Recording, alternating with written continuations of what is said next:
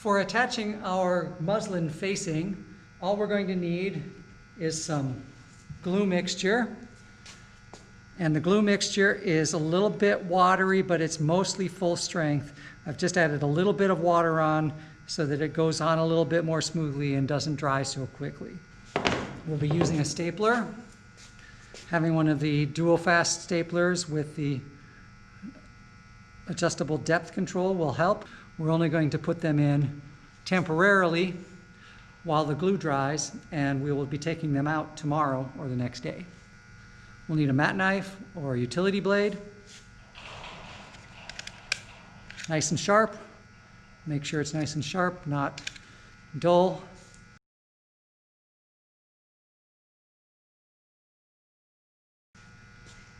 And then, of course, your muslin. First thing we need to do is reduce our muslin down to the size that we need.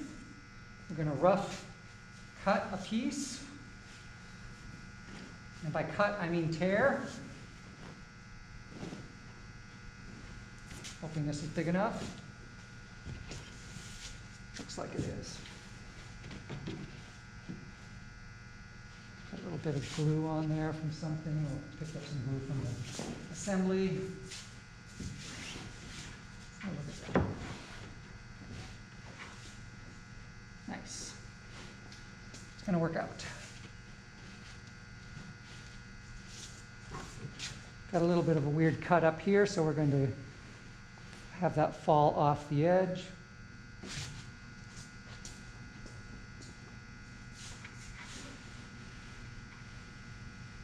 Going to be a little bit bigger than the flat. Want to have plenty of leeway. So while I'm attaching this and while I'm working on the muslin, I want to make sure that I need to be a little longer. I want to make sure that I'm not trying to stretch it taut. If I stretch it taut, it won't have anywhere to shrink up when I do the sizing. So on a 3-foot or 4-foot flat, it's actually very good for this to go and just sort of drape down in the middle here and go up there. When you squeeze down to a narrower flat, you may actually have to tighten it up a little bit because you can't have too much slack in there. But for a 3-foot, 4-foot flat or bigger, this is actually very good. I'm going to cut it or nip it over here and just tear it. Remember, the muslin tears a straighter line than you can cut. And the tears are better for other uses of the muslin, like for Dutchman. And I'm going a couple of inches over, and that's okay. I'm going to trim it up after we glue it down.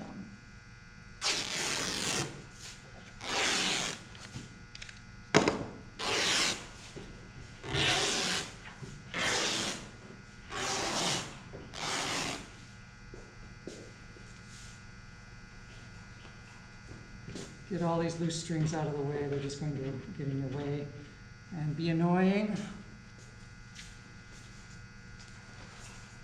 Lay it out again. Get it roughed out. Hopefully I didn't cut it too small.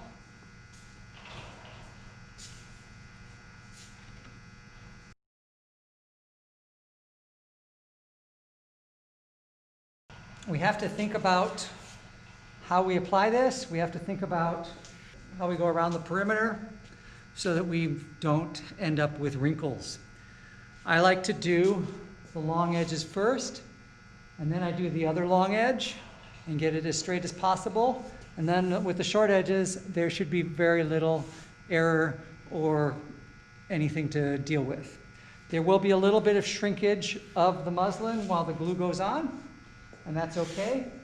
And if I'm thinking about upholstery stretching techniques, applying upholstery to furniture, you want to stretch two opposite sides, and you want to kind of stretch to the middle and stretch to the corners. And we're not stretching with muslin, but the same principle applies.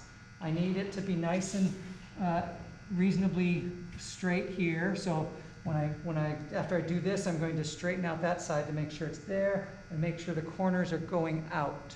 So I fold one side back.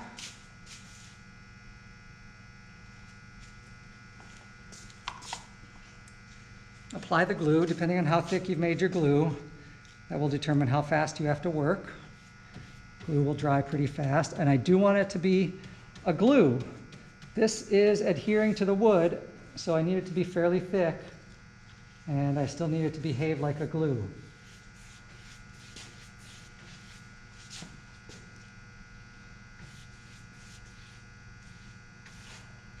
My messes.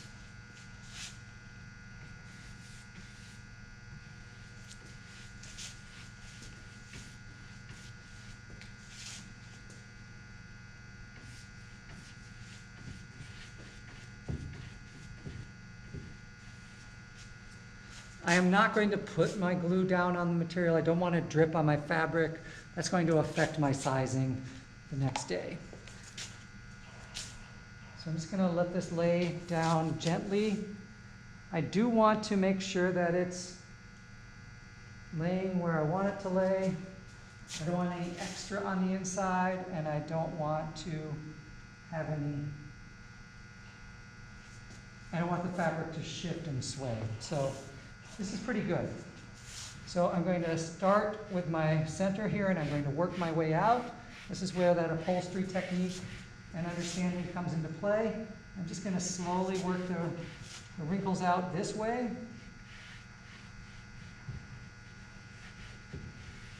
And let that all stick down.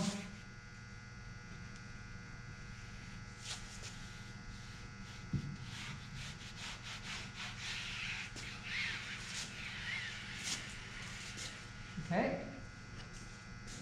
We're going to do a little bit of, take out any extra top and bottom that there might be. Fold this back, but again, I'm not stretching it tight. I need to be able to have some leeway to shrink when the fabric shrinks when I size it.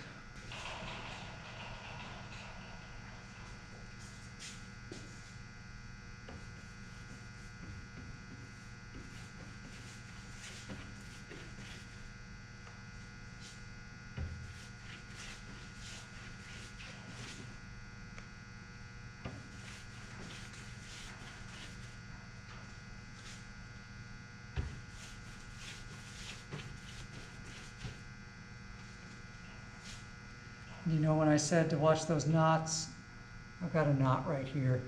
Not happy about that. Wasn't paying attention to where my board was oriented.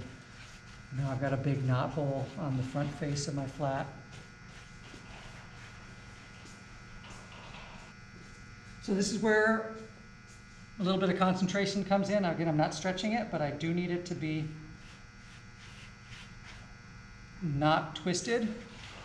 And then I want to come to this corner, and I want to make sure that I'm getting enough kind of stretch going that way so that it lays flat. There we go, that's very nice. Didn't need to do much of anything with it. Just want to make sure there's not too much extra going down in there, and that it's coming out to the corner nicely.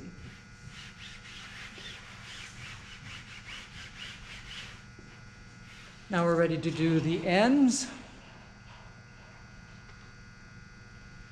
I'm going to flip this back, and that means I'm going to have to re-glue here, and that's okay.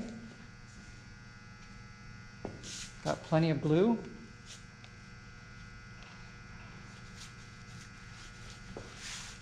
I didn't mention it earlier, but we are putting no glue on the corner block or on the toggle. No glue on that, just on the perimeter.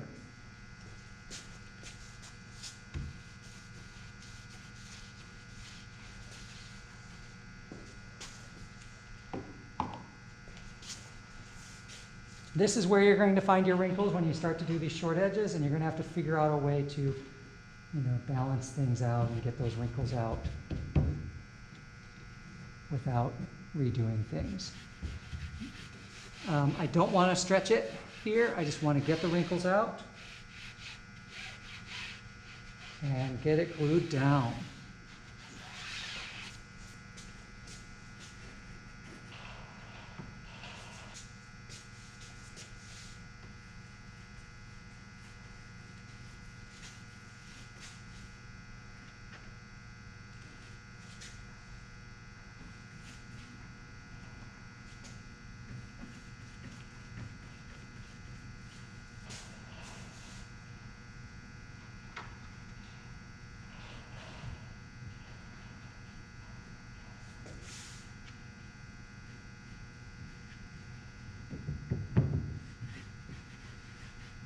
What I don't want to do is I don't want to work my fabric from here to this corner, because that's going to assuredly put wrinkles in, because I'm just going to move stuff to this corner and then I'm going to have a whole bunch of wrinkles in the corner. So I kind of need to work over the entire surface simultaneously, and if any wrinkles do show up, spread them out over the entire surface so it stretches out. This looks good.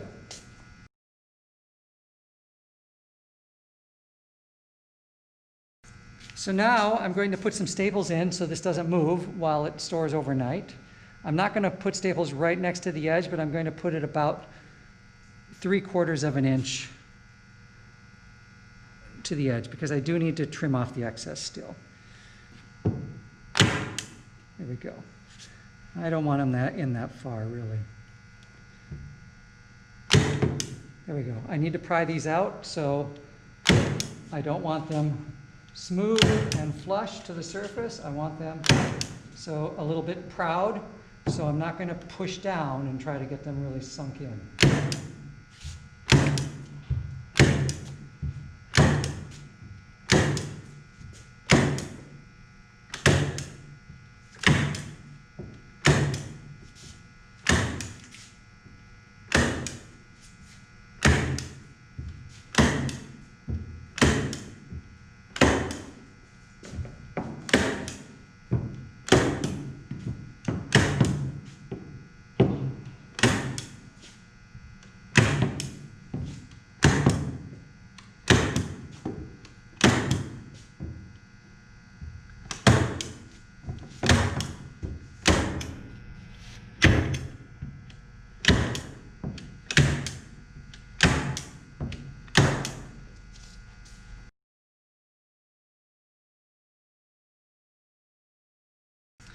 You'll find some people recommend wrapping the fabric around the back.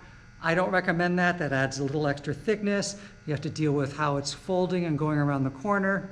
That's where the knife comes in. We're going to trim it off, and we're going to use our thumb as a guide. Our thumb isn't going to be anywhere near the blade.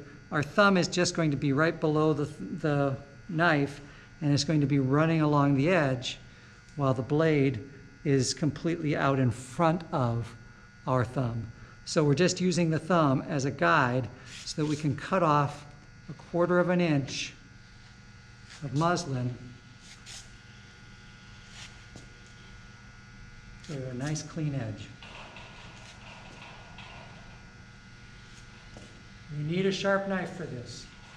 If you have a dull blade, it's going to tear up your fabric, it's going to unglue it, it's going to drag it all over the place, and you're not going to get a clean cut.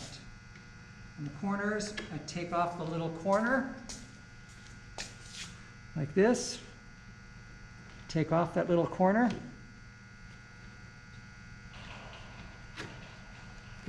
And then this peels up just like that. That's finished. If anything is lifted and proud, you just need to smooth it down again while the glue is still wet, and it'll sit overnight. I'll do the top edge here, hit the corner first.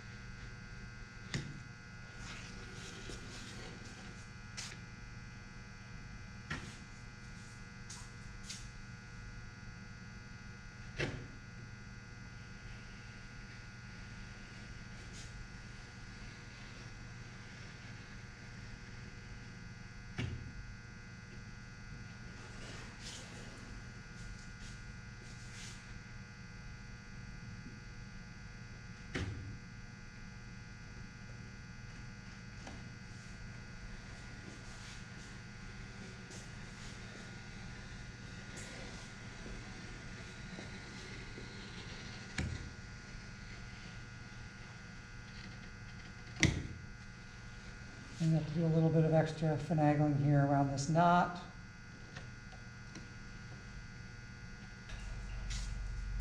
If any of these pieces are big enough to save for a Dutchman, we can save them for Dutchman. This is all scrap, it goes straight in the trash. It's very important that we do have that set back away from the edge. We don't want to just trim it to the edge of the wood. We need to trim it set back a little bit.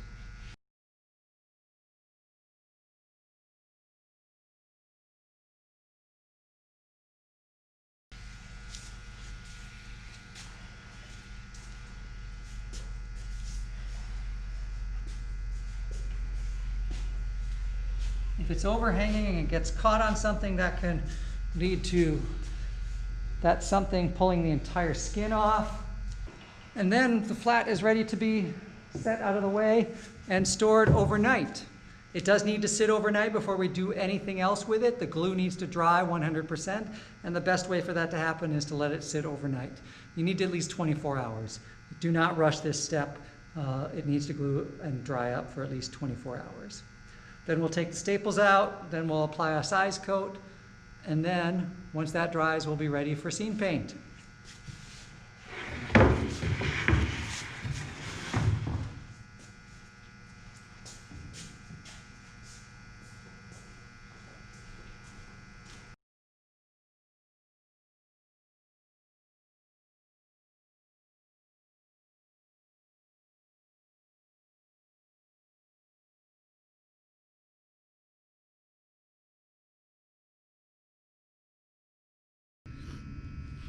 Next step, we have to take out the staples that we put in temporarily while the muslin was drying. We're going to use a staple remover. This is a light duty staple remover, and it's only good for removing light duty staples. That means these light duty staples with the dual fast stapler that we used, or if we use the pneumatic Fascos, or for your standard office stapler. You do not want to try to use this staple remover for removing your narrow crown staples. The narrow crown staples have this yellow coating. Some of the other staples have the blue coating. The medium crown staples often have a blue coating. That is glue, and that glue is designed to grip and grab a hold of the wood. And if you try to pry it out with this light duty staple remover, you're just going to break off one of these tines. If you need to remove the narrow crown staples, I'd recommend this tool. It has a really strong gripping point here, and you can grab a hold of that, and it's got this curved point so it can rock back and you can get lots of leverage. But we really don't want to be yanking out narrow crown staples. It's a very, very difficult thing and a pain in the butt, and it's much easier to chop them off, throw your piece of lumber away, and move on. Or grind them down and walk away from it and then hide them somehow. But pulling out narrow crown staples and medium crown staples, not a fun thing. So all we have to do is pop this out, and I probably want to have pliers. Yeah, I'll get a pliers. I don't want to dig in and tear my fabric.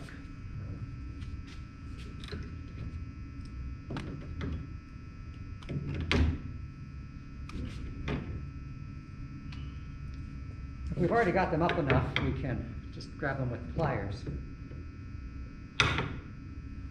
But if they're a little bit low, you might need to pry them up with a staple remover first.